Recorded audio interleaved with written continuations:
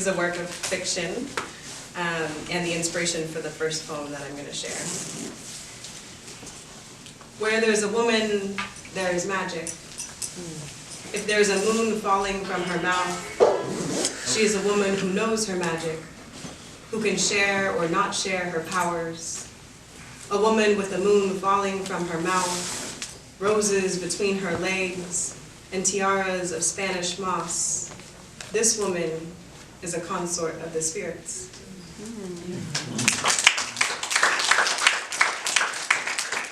So this poem is entitled Consort of the Spirits, after Ntozake Shange. There are road maps in my great-great-grandmother's braids. She keeps seeds in there too, because where we are going, home must come with us.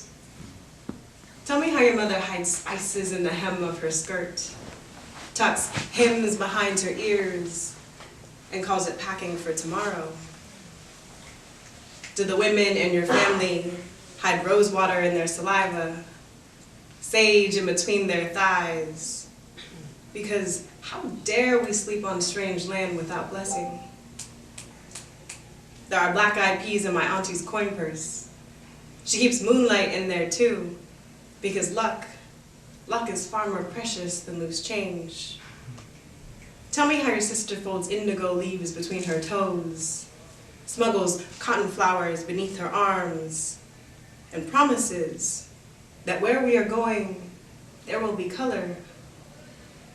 Do the women in your family wrap beeswax around their ring fingers, tuck matchsticks in their collarbones, and promise that we will never know darkness? I carry a cowrie shell in the crook of my arm. It sings when my twins are near. I wear sea glass upon my ears because where we are going, there will be music. They call this survival, but we know better. Where there's a woman, there's magic.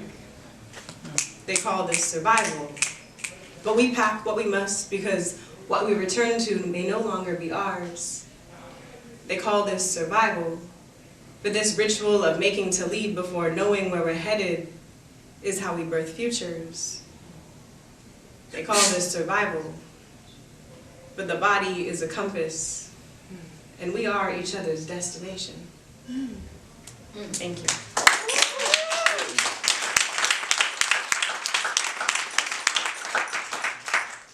This next piece is entitled Say Her Name, and it is an honor to have it included in the publication Painting the Streets.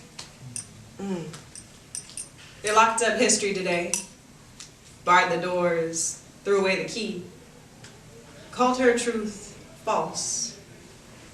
Four walls between her and her children said, hush.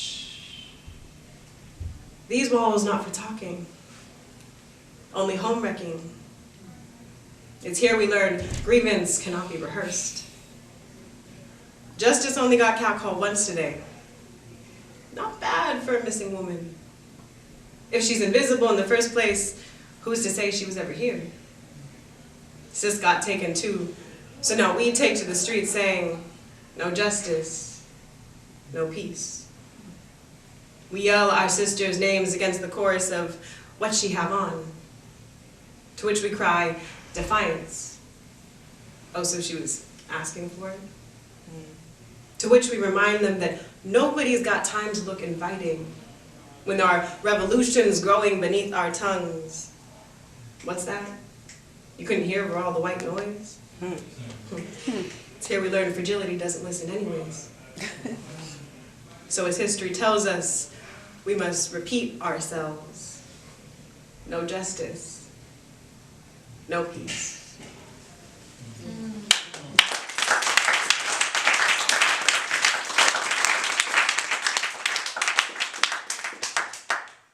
And so this last poem I'm going to share also draws inspiration from a Black literary ancestor.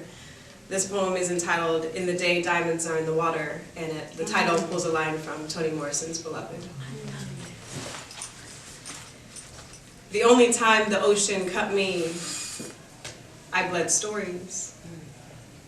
They said, what a beautiful yet terrifying thing it is to be free. They said, "We have traveled years to bring you our names. We knew you'd forget them, or worse, never recognize them in the first place." They said, "Rememory me. Unfold your tongue.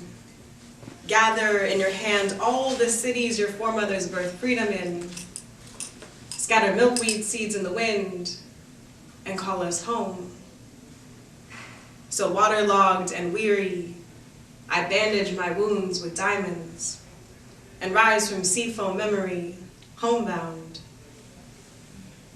I've never been far from the page. How else to learn what moonlight looks like through blue-eyed promises?